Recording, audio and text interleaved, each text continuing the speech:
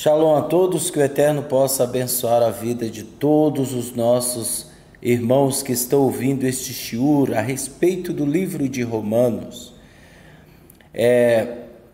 Hoje nós vamos ler o capítulo 3 e o capítulo 4 do livro de Romanos. Nós começamos ontem, um vídeo anterior, começamos com o capítulo 1 e o capítulo 2 e explicamos o que Paulo, Shaul, ele estava se referindo a respeito de vários assuntos que ele trouxe escrito em cartas. E o mais interessante é que um tempo atrás havia uma beit do judaísmo, vocês sabem qual é, que aboliram, eles negaram a Brit Hadashah, negaram Yeshua, dizia que era um livro romano, Infelizmente, eles desconhecem a história e a autenticidade de vários fatos que marcaram isso. E nós sabemos que é lógico que a Igreja Católica, ela colocou a mão, ela junto com imperadores, junto com aqueles que se associavam a eles denigriram, eles usurparam, eles traduziram de forma de acordo com seus próprios interesses. Então, nós sabemos disso, mas existe sempre uma obra que o Eterno sempre deixa guardada, E nós sabemos muito bem de quais são essas obras que nós estamos falando. Existem escritos de Corão, existem os escritos do Mar Morto, existem a Peshita, o Peshito. Então, muitas coisas nós sabemos que é uma evidência.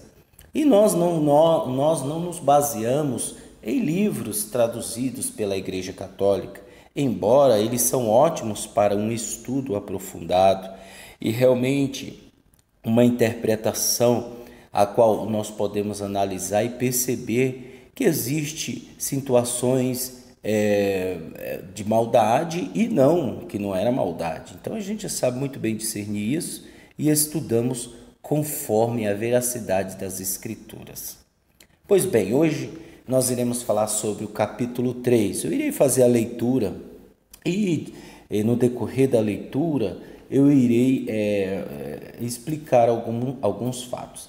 No anterior, Paulo estava dizendo no capítulo 2 que a Brit Hadashah não tem valor, que a Brit Milá não tem valor em uma pessoa se ela não guarda a Torá de todo o coração. Se ela guarda de forma legalista, então não serve, ele é um incircunciso, apesar de ser circuncidado no prepúcio. Então, o mais interessante é que existem pessoas que não são circuncidadas fisicamente no prepúcio, mas são circuncidadas no coração.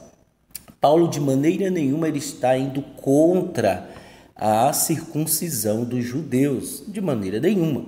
O que ele era contra era más atitudes, várias situações que ocorria no período de muitos do judaísmo ortodoxo, tradicional, daquela época, o faraísmo, os fariseus, os saduceus. Então, eles levavam de uma forma, não eram todos, mas levavam de uma forma legalista a Torá. Bem, hoje ele vai falar algo interessante no capítulo 3 e 2. Lembrando que esta carta é para a comunidade messiânica em Roma, ok? Era para a comunidade messiânica em Roma. Existia várias comunidades messiânicas, comunidades do judaísmo nazareno, digamos assim. Por que messiânica? Porque eles reconheciam Yeshua. Mas na realidade era a congregação Netzarim. E em vários lugares existiam essas sinagogas, essas beit, existia congregações, tá? De maneira nenhuma Paulo está mandando carta para a igreja. Não existia igreja naquela época, pessoal. Não existia igreja, tá? Então, que vantagem tem o judeu que valor há na circuncisão? Muitos em todos os seus sentidos. Em primeiro lugar, aos judeus foram confiadas as próprias palavras do Eterno. No vídeo anterior, nós vimos que o Eterno veio para o povo dele. Não veio para brasileiro, não veio para chinês, não veio para nem sequer outro, veio para o povo de Israel. Tá? Se algum deles foram infiéis, e daí? Olha o que Paulo está falando. Se eles foram infiéis, e daí? Sua infidelidade cancelará a fidelidade de Elohim? De jeito nenhum. O Eterno é verdadeiro, ainda que todos os homens sejam mentirosos. Como diz o Taná, para que tu, ó Elohim, seja justificado nas tuas palavras e prevaleças no veredicto quando fores julgado. Agora, se nossa injustiça destaca a justiça de Elohim, veja que Paulo está se colocando na mesma posição dos judeus. Por quê? Porque ele era judeu. Argumenta aqui da forma pela qual as pessoas normalmente fazem, né? Eu acho que eu pulei. Vamos voltando. 5, né? Versículo 5, capítulo 3. Agora, se nossa injustiça destaca a justiça de Elohim, que diremos? Que o Eterno é injusto ao aplicar-nos a sua ira? Argumenta aqui da forma pela qual as pessoas normalmente fazem. Claro que não. Se fosse assim, como o Eterno poderia julgar o mundo? Mas alguém dirá, se por meio da minha mentira a verdade de Elohim é destacada e lhe dá mais glória, porque ainda sou julgado por ser um mero pecador? Né? Na verdade, por que não dizer como algumas pessoas nos caluniam ao afirmar que declaramos, façamos o mal para que nos venha o bem? A condenação dessas pessoas é injusta. Dessa forma, nós judeus estamos em posição de vantagem? Não. Já demonstrei que todas as pessoas, judeus e gentios, indiferentemente são controladas pelo pecado, como declara o Taná. Ou seja, o que Paulo está querendo dizer é que o judeu não é um super-herói, ele peca do mesmo jeito que o gentio peca, tá? Não há nenhum justo, nenhum sequer. Ninguém entende, ninguém busca ao Eterno. Todos se desviaram e tornaram-se simultaneamente inúteis. Não há ninguém que demonstre bondade, nenhum sequer. Suas gargantas são túmulos abertos, usam a língua para enganar, veneno de serpente está em seus lábios, suas bocas estão cheias de maldições e amargura. Seus pés são rápidos para derramar sangue. Em seus caminhos estão ruína e desgraça, e não conhece o caminho da Shalom.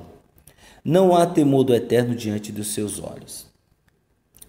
Além do mais, sabemos que tudo que a Torá diz, o diz aos que vivem sobre a estrutura da Torá, para que toda a boca se cale e todo mundo seja considerado merecedor do juízo adverso de Elohim.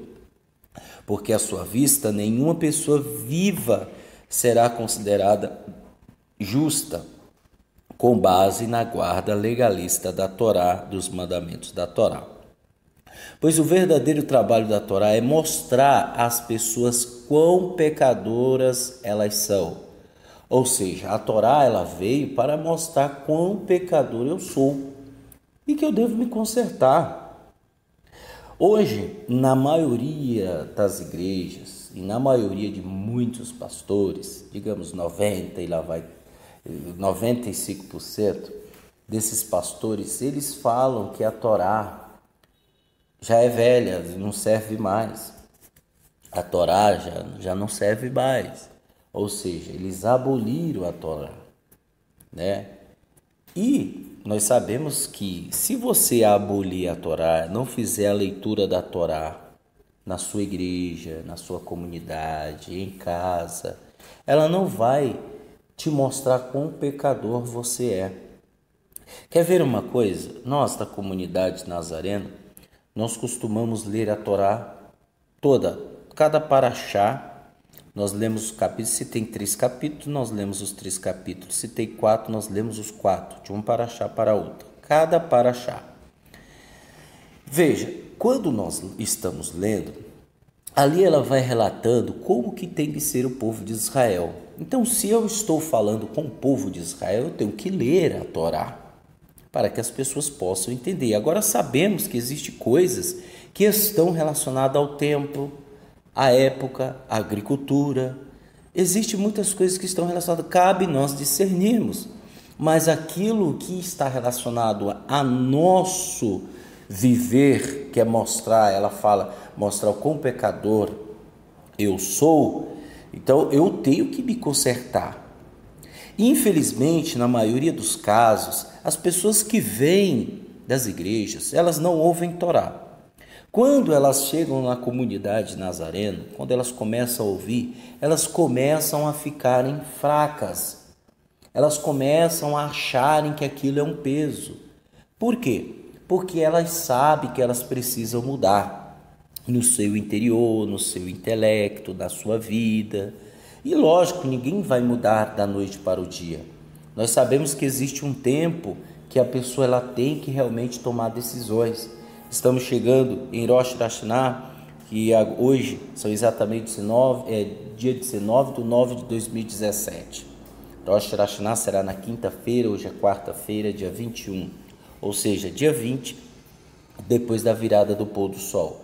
Então veja, nesse dia nós devemos observar a nossa vida para deixar para trás tudo aquilo que não foi bom para o nosso viver. Então, quando nós temos essa reflexão, quem faz isso hoje, em primeiro lugar, é o Ruach HaKodesh, que ele vem mostrar para a pessoa quão pecadora ela é, junto com a leitura da Torá, porque Yeshua é a Torá viva. Luz para o meu caminho é a tua lei. E Yeshua é a luz. Yeshua ele veio cumprir a Torá e ele cumpriu a Torá. Isso não significa que eu não deva cumpri-la, entendeu? Então, todos nós hoje temos o dever. E acontece que, no decorrer do tempo, muitas pessoas não querem abandonar os seus pecados. Não estou falando de erros, não. Existem erros que são pecado. Não estou falando de errar. Errar todo mundo erra. Eu estou falando de pecados terríveis. Desejar o mal para uma pessoa, caluniar, difamar, falar mal sem ao menos saber o contexto de toda a situação que gira, né? Sem enxergar os 360 graus. Então muitas pessoas se precipitam em prejulgar uma situação que não sabe. E isso é uma maldade. E isso a pessoa vai colher. Não adianta, porque se plantamos maldade, vamos colher maldade. Se plantamos bondade, vamos colher bondade. Isso é uma lei universal que o Eterno estabeleceu para cada ser humano. Então, com o decorrer do tempo, a pessoa ela não quer mudar. Ela não quer mudar. Ela fica 1 ano, 2 anos, porque se simpatiza com alguém. Se simpatiza com fulano, com Beltrano. Quando chega o momento certo dela mudar, ela não muda. Então, o que acontece? Ela começa a procurar defeitos, erros. Ela começa a acusar pessoas de nada. E aí ela está cansada já. E aí ela sai da comunidade olhando mal, falando mal. Pode ser a pessoa mais santa da face da terra. Em todo esse nosso período nós temos acompanhado várias situações. E nós sabemos que existem pessoas que são totalmente diferentes, que entendem o contexto, que sabem muito bem discernir as coisas, que compreendem as coisas, que analisam, que conversam, que perguntam, né? Se questionam de uma forma sadia, aonde vem e fala conosco, fala o que está acontecendo, é isso. As pessoas, tem pessoas geniais, pessoas fantásticas na congregação onde nós congregamos, pessoas que perguntam, que querem saber, mas sem aquela pergunta capciosa. Então, o que eu quero dizer isso? Eu não estou falando mal de ninguém, eu estou falando da conduta, e assim era na época de Shaul, de Paulo, assim era na época. Então Paulo estava tratando com pessoas que também tinham esse mesmo pensamento. Então a Torá, ela veio mostrar quão pecador eu sou. Certas vezes eu falo na comunidade, pessoal, não tenham raiva de mim. Não fique com raiva de mim, fique com raiva da Bíblia. Porque é ela que está nos condenando. A Torá é que está nos condenando. E Yeshua, através do Ruach HaKodesh, pela nossa boa consciência e uma má consciência, ele nos condena. Ele é o dono de tudo. Mas 22, né? Não, no 21 diz o seguinte: mas agora a parte da Torá, o jeito de Elohim de tornar as pessoas justas à sua vista foi esclarecido. Ainda que a Torá e os profetas também testemunhem a respeito dele, trata-se da justiça que procede de Elohim, mediante a fidelidade de Yeshua, o Messias, para todos os que confiam.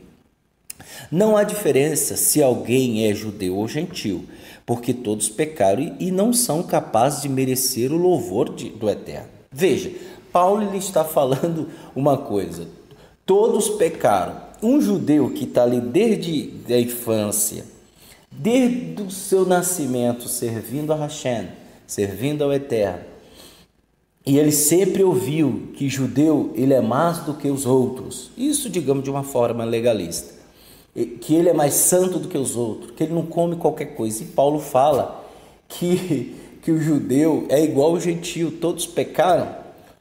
Qual é a reação daquele judeu? Veja que isso é pessoal. Dentro dele irá ter uma guerra. Ele irá avaliar e irá dizer assim: poxa, minha mãe e meus pais me ensinaram, eu sou igual ao judeu. Não, está errado isso aí. Mas aonde está errado isso aí? Negativo. O problema é que a pessoa não se considera inferior, ela não se considera humilde, ela não se considera menor do que os outros. Diz Yeshua: se você quer ser o maior, seja o menor. Então ela não se considera. E o papel dessa pessoa, desse judeu, ou era ele mudar, ou era ele ficar com raiva de Paulo. E na maioria a pessoa ficava com raiva de Paulo. E ele diz: trata-se da justiça que procede mediante a fidelidade de Yeshua, o Messias, para todos os que confiam. Não há diferença se alguém é judeu ou gentil. Todos pecaram e não são capazes de merecer o louvor de Elohim. Mediante a graça divina, sem merecê-la, que é Yeshua, glória ao Eterno por isso, todos receberam a condição de serem considerados justos diante dele, por meio do ato que nos redime de nossa escravização ao pecado, realizado pelo Messias Yeshua.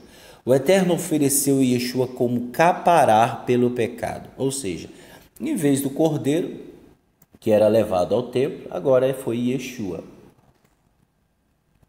que nos redimiu de todo pecado, mediante sua fidelidade no tocante ao sangue da sua morte sacrificial. Isso vindicou a justiça de Elohim, porque, em sua tolerância, não havia passado por cima sem punir nem remir os pecadores que as pessoas cometeram no passado. E ela vindica sua justiça na era presente ao demonstrar que ele é justo e também aquele que torna a pessoa justa por causa da fidelidade de Yeshua. Portanto, que espaço é deixado para a vanglória? Né? Por que eu tenho que me vangloriar? Ter orgulho, aquele orgulho que prejudica? Nenhum. Que tipo de Torá a exclui? Aqui diz respeito às observações legalistas de regras. Não. Ao contrário, a Torá que diz respeito à confiança. Portanto, afirmamos o conceito de que a pessoa deve ser considerada justa por Elohim com base na confiança, que nada tem em comum com a guarda legalista dos mandamentos da Torá. Ou seja, nada tem em comum com os mandamentos legalistas da Torá. Ou é o Elohim apenas dos judeus? Ele não é também o Elohim dos gentios? Sim, ele é de fato o Elohim dos gentios, porque, como vocês reconhecem, o Eterno é um só. Por isso, consideramos justos os circuncisos com base na confiança e os incircuncisos com base na mesma confiança. Segue-se então que abolimos a Torá por meio da confiança? De maneira nenhuma. Ao contrário, confirmamos a Torá. Então, o que diremos? Que Avraham, nosso antepassado, obteve pelo esforço próprio? Porque se Avraham veio a ser considerado justo por Elohim pela observância legalista, ele tem do que se gloriar. Mas as coisas não são dessa forma diante do Eterno. Pois o que diz o Taná? Avraham depositou a confiança em Elohim e isso lhe foi contado como justiça. O pagamento do trabalhador não é acreditado por causa da graça, mas porque lhe é devido. Todavia, no caso daquele que não trabalha, não confia naquele que transforma pessoas impiedosas em justas, com sua confiança lhe é acreditado como justiça. Da mesma forma, a bênção pronunciada por Davi é sobre as pessoas às quais o Eterno acredita justiça, a parte da observância legalista. Benditos são os que têm as transgressões perdoadas, cujos pecados são cobertos. Bendito é o homem a quem Adonai não atribuiu culpa. Essa bênção é apenas para o circunciso? Ou também é para os incircuncisos? Pois declaramos que a confiança de Avraham foi creditada em sua conta como justiça. Em que estado, porém, ele se encontrava ao ser creditado? Circunciso ou incircunciso? Ele não era circuncidado, mas o incircunciso. Está vendo? Veja, Avraham, ele era incircunciso. Na verdade, ele recebeu a circuncisão como sinal, como selo da justiça acreditado com base na confiança dele enquanto era incircunciso. Isso aconteceu para que ele pudesse se tornar o pai de todo incircunciso que confia e, desse modo, a justiça lhe é creditada. Abraão é o pai dos gentios. Ao mesmo tempo, ele é o pai de todos os circuncidados, também dos judeus, que não passaram apenas pela Brit Milá, mas também seguem os passos da confiança que Avraham havia possuir a ser circuncidado. Porque a promessa feita a Avraham é a sua semente, de que ele herdaria o mundo. Não ocorreu por causa do legalismo, mas mediante a justiça produzida pela confiança. Se os herdeiros são produzidos pelo legalismo, então a confiança é inútil e as promessas sem valor. Porque a lei traz punição, mas onde não há lei, também não há violação. A razão de a promessa ser baseada na confiança é que ela possa vir como presente gratuito da parte do Eterno. Promessa que pode ser criada por toda a semente, não apenas porque vive de acordo com a Torá, mas também por aquele como o tipo da confiança de Avraham. Avraham Avinu, de todos nós. Isto está de acordo com o Tanar que diz: designei você para ser pai de muitas nações. Avraham é o nosso pai, aos olhos do Eterno, porque ele confiou em Elohim como aquele que dá vida aos mortos e chama à existência o que não existe. Porque, apesar de ter perdido a esperança, ele confiou que se tornaria pai de muitas nações, segundo o que lhe fora dito. Sua semente será muito grande. Sua confiança não foi abalada ao considerar apenas o próprio corpo.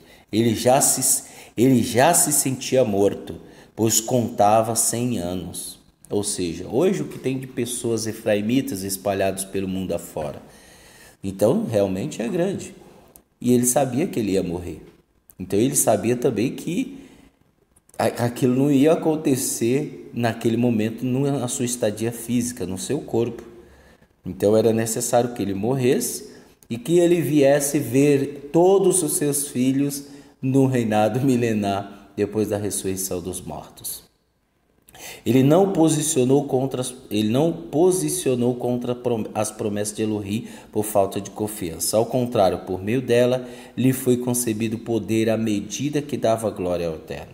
Por estar plenamente convencido do cumprimento que o Eterno daria às promessas feitas, por esta razão, ela foi acreditada em sua conta como justiça.